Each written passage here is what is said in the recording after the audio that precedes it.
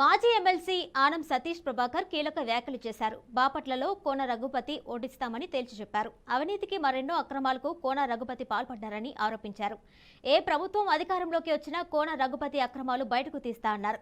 వదిలిపే ప్రసక్తే లేదన్నారు. బాపట్లలో టీడీపీ జనసేన పార్టీ ఉమ్మడి అభ్యర్థిని గెలిపించి తీరుతామన్నారు.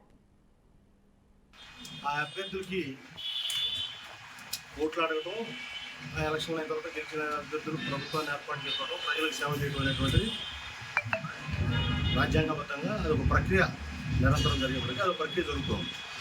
రేపు జరగబోయేటువంటి ఎన్నికలు 2024 ఏప్రిల్ కానీ లేకపోతే మే మొదటి వారంలో కానీ జరిగేపోయేటువంటి ఎన్నికల్లో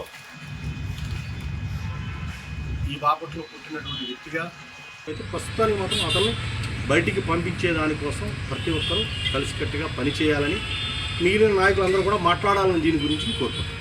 ఆ నిలబడే అభ్యర్థిని గెలిపించే బాధ్యత నేను తీసుకుంటాను. అన్నయ్య మాట్లాడాలి. ఎవరిని నిలబెట్టిన బాధ్యత